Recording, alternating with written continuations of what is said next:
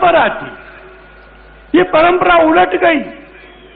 आंध्र प्रदेश का जो Hindu religious and endowment act है, वो इस बात का प्रावधान करता है कि हर एक बड़े मंदिर को अपनी आय का, अपनी इनकम का 12% भाग ये सरकार को देना पड़ेगा। इसके अलावा ऑडिट फीस देनी पड़ेगी, कॉमन गुड फंड देना पड़ेगा, एग्जीक्यूटिव ऑफिसर की और कर्मचारियों की तनख्वाहें देनी पड़ेंगी। तो धर्म का अर्थ उलट गया। राज्य और सरकार मंदिरों को देती नहीं है, मंदिरों की आय में से पैसा वसूलती है और उनको सेक्युलर कामों के लिए खर्च करती है, नॉन हिंदू कामों के लिए खर्च करती है, अल्पसंख्यकों के लिए भी खर्च करती है। ये जो 10 लाख एकड़ भूमि है, इसमें से कितनी सारी भूमि गायब हो गई, एनक्रोच हो गई, बहुत कम आमदनी आना ऐसा हो गया। तिरुपति के मंदिर को भी अपनी आय का 7%, 7% ये सरकार को देना होता है, 5% ये कॉमन गुड फंड के लिए देना होता है। ये अन्याय कब तक चलेगा? और इन मंदिरों को सरकार कंट्रोल करती है, सरकार के डिपार्टमेंट के हिसाब से ये मंदिर चलते हैं। इसलिए कानून में लिखा है कि कमिश्नर तय करेगा कि मंदिर का निर्माण या पुनर्निर्माण हो या ना हो, कर्मचारी कौन से रखे जाएं, कौन से कर्मचारी ट्रांसफर किए जाएं। मंदिर के बाबू ये सब क्यों कर रहे? धर्माचार्यों का काम है, धर्म प्रवण समाज का काम है। पर सबका सब इनिशिएटिव, सबके सब निर्णय ये सरकार के बाबू के पास दे दिए जाएं, ये हिंदू समाज और मंदिर संस्था को कमजोर करने का जो निरंतर प्रयत्न हो रहा है। आज की सभा पूरे देश में राज्य सरकारों को सूचना दे रही है कि हम सहन नहीं करेंगे, मंदिर वापस करना पड़ेगा। कुछ लोगों ने मुझसे पूछा, 200 से ज्यादा साल हो गए, ये मंदिर किसको वापस करोगे? क्या विश्व हिंदू परिषद चलाएगी? तमिलनाडु में एक अखबार में आया कि षड्यंत्र हो रहा है मंदिर ब्राह्मणों को देने का। मैंने जिन रिपोर्ट्स का जिक्र किया आपको, अंग्रेज सरकार की, वो रिपोर्ट्स कहती हैं कि अधिकांश मंदिरों में जो पुजारी थे वो ब्राह्मण नहीं थे, सब जातियों के लोग थे, अनुसूचित जाति जनजाति के भी लोग थे। बंधुओं, ये जो मंदिर वापस लिए जाएंगे ये किसी और के नियंत्रण में नहीं होंगे, ये भक्तों के नियंत्रण में होंगे। और ये मंदिर अपने अपने मंदिर की जो प्रतिष्ठा है, जो आचार है, जो पद्धति है, उसके अनुसार चलेंगे। एक ट्रस्ट बनेगा, भक्तों का समुदाय ट्रस्टी होगा, एक बहन जरूर होगी, एक अनुसूचित जाति का व्यक्ति जरूर होगा, जहां जनजातियां हैं वो अनुसूचित जनजाति का भी व्यक्ति होगा। और उस ट्रस्ट को, मंदिर को चलाने में अधिकतम आजादी होगी। एक प्रतिबंध होगा, कितना पैसा आया, कहां खर्च हुआ, इसका पारदर्शी हिसाब रखना, इसका बजट और अकाउंट ये जनता के सामने खुला होना। मुझे ऐसा बताया गया है कि तिरुपति में भी रोज शाम को एक घोषणा होती है, कितना पैसा आया, कितना खर्च हुआ। श्रृंगेरी मठ में भी होती है। हर मंदिर के अंदर आय और व्यय का ट्रांसपेरेंट हिसाब। और एक अंदाजा कहता है कि मंदिर आजाद हो गए 1 लाख करोड़ इतना पैसा हिंदू समाज को इन मंदिरों में प्राप्त होगा और मंदिर वापस लेने के लिए पैसे के बारे में स्पष्ट कल्पनाएं, सड़क बनाने के लिए नहीं, हिंदू समाज का पैसा, मंदिर का पैसा हिंदू कामों पर खर्च होगा। ये जो ट्रस्ट बनेंगे, ये ट्रस्ट उन्हीं मंदिरों के लिए बनेंगे जो सरकार के कंट्रोल में। बाकी मंदिरों की व्यवस्था अपने हाथ में लेने का उद्योग हम नहीं कर रहे। जो सरकार के पास है वो समाज को वापस होंगे।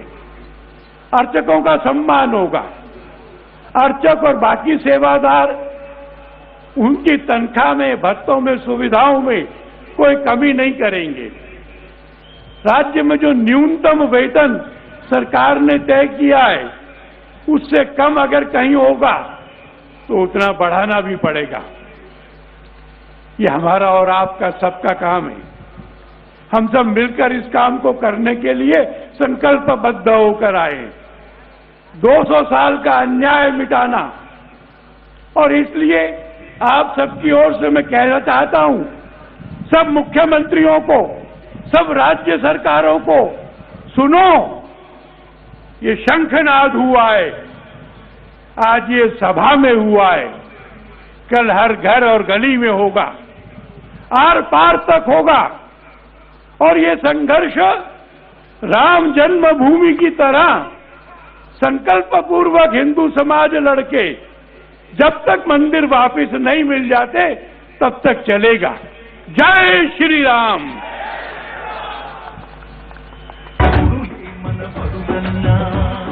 ధన్యవాదాలు జీ. దీనికి అనువాదం శ్రీనివాసరెడ్డి గారు అందిస్తారు సంక్షిప్తంగా.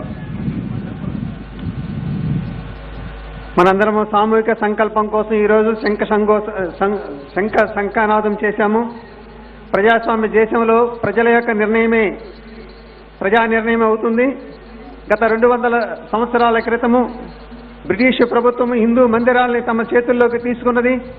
ఈస్ట్ ఇండియా కంపెనీ ఒక సర్వే ప్రకారంగా ఈ జాతి యొక్క గొప్పతనం ఎక్కడ ఉంది అనేటటువంటి సర్వేని తమిళనాడు, బెంగాల్లో చేసింది.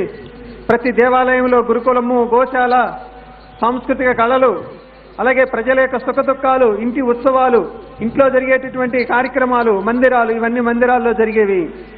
గొడవలు జరిగినా దేవాలయం దగ్గరికి వచ్చి వాటిని పూర్తి చేసుకునేటటువంటి వారు. మందిరాలు సామాజిక కేంద్రాలుగా, సాంస్కృతిక కేంద్రాలుగా, విద్యా కేంద్రాలుగా, గొడవలు జరిగినప్పుడు న్యాయ కేంద్రాలుగా సమాజం మొత్తం నిర్వహించుకునేటటువంటి కేంద్రంగా ఉండేది. మన దక్షిణ భారతదేశంలో ఉన్నటువంటి 5 రాష్ట్రాలలో 5 లక్షల ఎకరాల భూమి, వ్యవసాయ భూమి దేవాలయాలకి ఉన్నాయి. ఆంగ్లేయులు వీటిని గమనించి హిందూ సమాజాన్ని విచ్ఛిన్నం చేయటానికి, అలాగే మందిర నిర్వహణలో వాటిని అశ్రద్ధ చేయటం కోసం వాటిని తమ చేతుల్లోకి తీసుకొని దేవాలయాల నిర్వహణ చేశారు. మసీదులను కానీ, గురుద్వారాలను కానీ, జైన మందిరాలను కానీ వాటిని తీసుకోలేదు.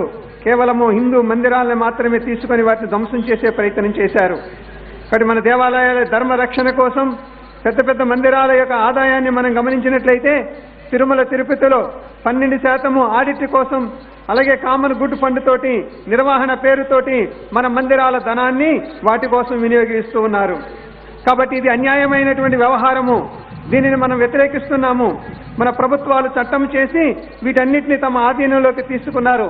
మళ్ళీ ప్రభుత్వం యొక్క వారి నిర్వహణలో పునర్నిర్వహణ చేసుకునే వ్యవహారం కానీ, పనివారిని ఎవరిని నియమించుకోవాలని కానీ, పనివారిని ఎవరిని బదిలీ చేసుకోవాలనే అధికారము ఆ దేవాలయ నిర్వహణ కమిటీకి లేకుండా ప్రభుత్వాలు చట్టం చేసి ఆ పనిని తమ చేతుల్లోకి తీసుకున్నారు.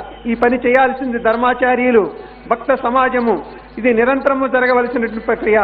కానీ వాటన్నిటినీ నుంచి మన మందిరాలు ఏవైతే ఉన్నాయో మళ్ళీ తిరిగి హిందూ సమాజానికి వెనక్కి రావాలి.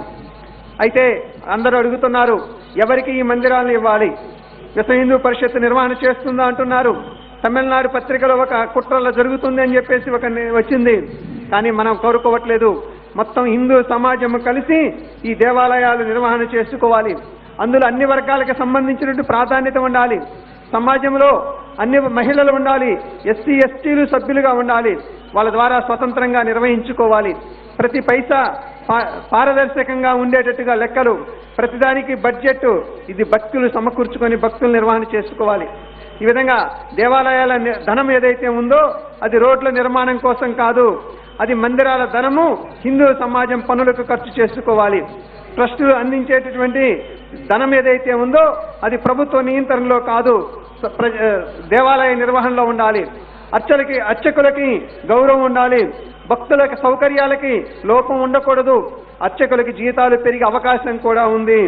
కాబట్టి మనదైనటువంటి ఈ 200 సంవత్సరాలుగా జరుగుతున్నటువంటి ఈ అన్యాయాన్ని ఎదిరించడం కోసం మన ఈ ఐందవ శంఖారామం యొక్క ఈ బహిరంగ యొక్క సందేశం ఏమిటంటే, మొత్తం రాష్ట్ర ప్రభుత్వాల యొక్క ముఖ్యమంత్రులు దీన్ని గమనించి మన మందిరాలన్నిటినీ ప్రభుత్వం నుంచి విముక్తం చేసి హిందూ సమాజానికి అప్పగించాలని కోరుకుంటున్నాను. జై శ్రీరామ్. తదుపరి విశ్వ హిందూ పరిషత్ కేంద్రీయ సంయుక్త ప్రధాన కార్యదర్శి మాననీయ శ్రీ కోటేశ్వర శర్మ గారు వారి యొక్క సందేశం అందిస్తారు.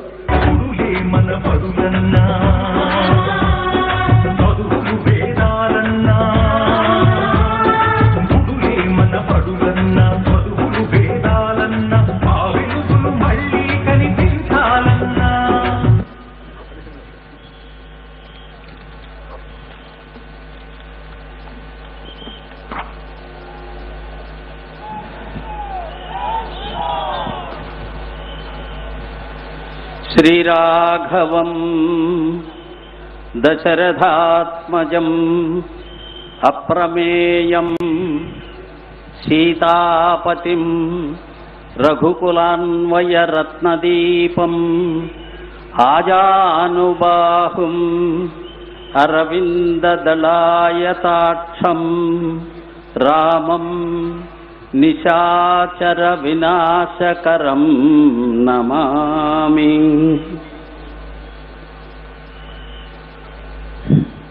వేదికను అలంకరించిన పరమ పూజ శ్రీ జిఆర్ స్వామివారి యొక్క చరణారవిందములకు సాష్టాంగ ప్రణామాలు చెల్లించుకుంటూ వేదికపై ఆసీనులైనటువంటి పరమ పూజ్య సంతు మహాత్ములందరి యొక్క చరణ కమలాలకి సాష్టాంగ దండ ప్రణామాలు సమర్పించుకుంటూ అశేష హిందూ జన సమూహం సముద్రంలాగా కనిపించేటువంటి జన సమూహం మీ అందరికీ విశ్వ హిందూ పరిషత్ తరఫున అనేకమైనటువంటి అభినందనలు తెలియజేసుకుంటూ ఈ సభకు విచ్చేసినటువంటి మాతృమూర్తులకు హిందూ బంధువులందరికీ నా హృదయపూర్వకమైనటువంటి నమస్కారాలు. 34 సంవత్సరాల క్రితం 3 దేవాలయాలు కాకపోతే 30,000 దేవాలయాలు తీసుకుంటాం అని గర్జించిన హిందూ సమాజము తిరిగి ఈ రోజున భారతదేశం మొత్తంలోనూ ఉన్నటువంటి దేవాలయాలన్నింటినీ ఈ రాజకీయ ప్రభుత్వాల యొక్క కబంధ హస్తాల నుంచి విముక్తి చేయడం కోసం ఈ శంఖారావం కార్యక్రమం ద్వారా తిరిగి విజృంభించింది అనేటువంటి దృశ్యాన్ని నా కళ్ళ ముందు చూస్తున్నా.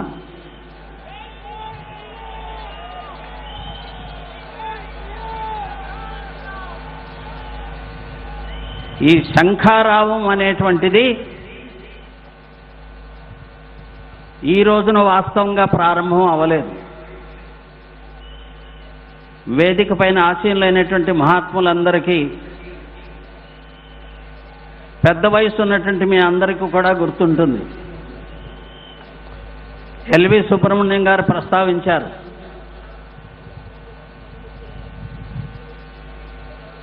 కమిషన్ని ప్రభుత్వం 1984వ సంవత్సరంలో ఏర్పాటు చేసిందని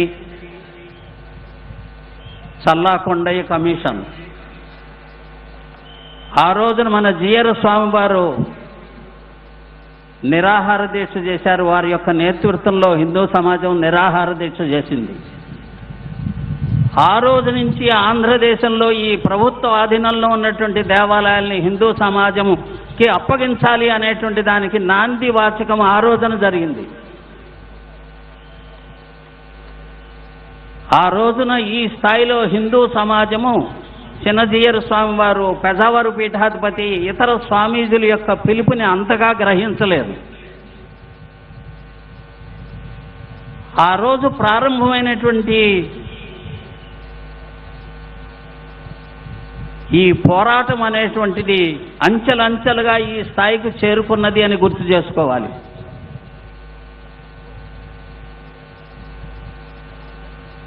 ఆ తర్వాత తిరుపతి దేవస్థానానికి సంబంధించినటువంటి మార్పులు చేర్పుల విషయంలో కూడా మన చిన్నజీయర్ స్వామి వారు ఒక అఖండమైనటువంటి ఒక విస్తృతమైనటువంటి ఉద్యమాన్ని ప్రారంభించారు.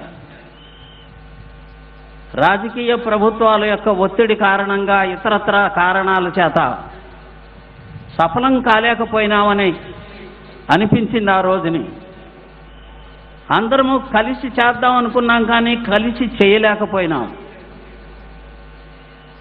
ఆ తర్వాత కమలానంద భారతీ స్వామి వారు రంగంలోకి వచ్చారు. పాదయాత్ర చేశారు. వేల కిలోమీటర్లు ప్రతి దేవాలయానికి వెళ్ళారు. ఊరున కూడా జనజాగృతిని నిర్మాణం చేశారు. దేవాలయాల యొక్క డేటా సంగ్రహించారు. ఈ ప్రతి దేవాలయానికి, ఈ దేవాలయానికి ఎంత భూమి ఉండేది, ఎన్ని ఆస్తులు ఉండేవి, ఏ రకంగా జరిగిన అన్యాక్రాంతం జరిగింది, ఈ వివరాలు అన్నింటినీ కూడా ఆయన ఆ రోజున ఒక పిలుపునిచ్చారు. ఆయన పర్యటించినటువంటి ప్రతి దేవాలయము ప్రాంగణము గోడపైన ఈ దేవాలయం యొక్క ఆస్తులు ఎన్ని ఎక్కడెక్కడ ఉన్నాయి అని ఒక బోర్డు పెట్టమని అడిగారు. వేలాది దేవాలయాల్లో బోర్డులు వెలిసినాయి. కాబట్టి ఈ రోజున ఈ శంఖారామం వెనుక ఒక సుదీర్ఘమైనటువంటి పోరాట చరిత్ర ఉన్నది అనేటువంటి విషయాన్ని మన అందరం కూడా గుర్తు చేసుకోవాలి. చల్లాకొండయ్య కమిషన్ కంటే ముందు నుంచి, విశ్వ హిందూ పరిషత్ యొక్క స్థాపనా దినం నుంచి ఈ దేవాలయాల యొక్క వ్యవస్థ హిందూ సమాజానికి అప్పగించాలి అని ఆ రోజు నుంచి విశ్వ హిందూ పరిషత్ యొక్క ఎజెండాలో ఒక ముఖ్యమైనటువంటి భాగంగా దేశవ్యాప్తంగా హిందూ చైతన్యాన్ని నిర్మాణం చేసేటువంటి ప్రయత్నం చేస్తూ వచ్చింది. ఒకసారి మనం సింహావలోకనం చేసుకునేటట్లయితే ఆలోక్ కుమార్ గారు చెప్పారు, బ్రిటిష్ వాళ్ళ కాలం నుంచి, అంతకుముందు ఈస్ట్ ఇండియా కంపెనీ నుంచి ఈ దేవాలయాల యొక్క నిర్వహణ ప్రభుత్వం యొక్క చేతుల్లోకి వెళ్ళడం ప్రారంభమైందని. స్వతంత్రం వచ్చిన తరువాత 1959వ సంవత్సరంలో తమిళనాడు యొక్క ఎండోమెంట్ చట్టం అనేటువంటిది ఒకటి రూపొందించడం జరిగింది. British India company, east India company తర్వాత బ్రిటిష్ సామ్రాజ్యము రూపొందించినటువంటి చట్టంలో మార్పులు చేర్పులు చేస్తూ 1959వ సంవత్సరంలో తమిళనాడులో చేసినటువంటి యాక్ట్ని దాన్ని ఆధారంగా చేసుకుని ఆంధ్రప్రదేశ్ ఏర్పడిన తర్వాత 1966వ సంవత్సరంలో యథాతథంగా తమిళనాడు యొక్క యాక్ట్ని స్వీకరిస్తూ కొన్ని సెక్షన్లలో కొద్దిపాటి మార్పులు చేస్తూ చట్టాన్ని రూపొందించడం జరిగింది, ఆంధ్రప్రదేశ్ ఎండోమెంట్ చట్టం. ఈ 1959 యొక్క తమిళనాడు యొక్క చట్టం సుప్రీంకోర్టులో ఛాలెంజ్ చేయబడింది. అంతకు ముందు కూడా ఉన్నటువంటి చట్టాలను కూడా సుప్రీంకోర్టులో ఛాలెంజ్ చేయడం జరిగింది. 1954వ సంవత్సరంలో, అంటే తమిళనాడు యొక్క యాక్ట్ ప్రారంభం అవడానికి ముందే సుప్రీంకోర్టుకు సంబంధించినటువంటి 7 జడ్జీల యొక్క ధర్మాసనం ఈ ఎండోమెంట్ చట్టములు, ప్రస్తుతం ఆనాడు ఉన్నటువంటి చట్టములన్నీ కూడా రాజ్యాంగ విరుద్ధమైనటువంటి చట్టములని స్పష్టంగా చెప్పాయి. రాజ్యాంగము హిందూ సమాజానికి ఇచ్చినటువంటి 25వ అధికరణము, 26వ అధికరణానికి అనుగుణంగా మన యొక్క ధర్మాన్ని, మన యొక్క సంప్రదాయాన్ని, మన యొక్క ఆచార పద్ధతులన్నింటినీ మనం స్వతంత్రంగా అనుభవించి నిర్వహించుకునేటువంటి స్వేచ్ఛని కాలరాసే విధమైనటువంటి చట్టాన్ని రూపొందించడం జరిగింది. కాబట్టి ఈ చట్టములు చెల్లవు అని చెప్పినప్పటికీ తమిళనాడు చట్టం ఆధారంగా 1966 సంవత్సరంలో ఆంధ్రప్రదేశ్ చట్టాన్ని తీసుకురావడం జరిగింది. హిందువుల యొక్క హక్కుల్ని కాలరేస్తున్నవి అనేటువంటి జడ్జిమెంట్లని, సుప్రీంకోర్టు యొక్క జడ్జిమెంట్లని ధిక్కరించినటువంటి చట్టములుగా ఈ చట్టాన్ని రూపొందించారు. ఆ తర్వాత 1984 సంవత్సరంలో చల్లాకొండయ్య కమిషన్ ద్వారా ఆ కమిషన్ యొక్క రిపోర్ట్లో దేవాలయాలకు సంబంధించినటువంటి అర్చకులు, దేవాలయ ట్రస్ట్ బోర్డులు, దేవాలయాలకు సంబంధించినటువంటి ఉద్యోగస్తులు దేవాలయాల యొక్క ఆస్తుల్ని, డబ్బులని దుర్వినియోగం చేస్తున్నారు, వ్యవస్థలన్నింటినీ కూడా అవినీతి ఉన్నది. కాబట్టి ఈ అవినీతిని రూపుమాపటం కోసం చెప్పి మేము ఈ కమిషన్ రికమెండేషన్లు చేస్తున్నాము అని చెప్పి రూపొందించినటువంటి 1987లో ఏర్పాటు చేసినటువంటి ఆంధ్రప్రదేశ్ చట్టం ఏదైతే ఉందో ఆ చట్టం ఏర్పడి ఇప్పటికి దాదాపుగా 40 సంవత్సరాలు అవుతున్నాయి. మనం ప్రశ్నించుకోవాలి. ప్రభుత్వాలను మనం అడుగుతున్నాం, 87లో మీరు ఏర్పాటు చేసినటువంటి ఇదిగో ఈ లొసుగులు, ఈ లోపాలు ఉన్నాయి, ఈ అవినీతి అక్రమాలు జరుగుతున్నాయి అనేటువంటి విషయానికి సంబంధించి ఏ దేవాలయానికి సంబంధించినటువంటి అక్రమాలని మీరు అరికట్టారు ఈ చట్టం ప్రకారంగానే ప్రశ్నిస్తున్నాం. సింహాచలం దేవస్థానానికి సంబంధించి 1200కు పైగా ఆడిట్ అబ్జెక్షన్స్ ఉంటే ఈ 40 సంవత్సరాల్లో ఇప్పటి వరకైనా ఏదైనా ఒక దానికి సమాధానం చెప్పారా? అన్యాక్రాంతమైనటువంటి భూముల్ని ఈ 87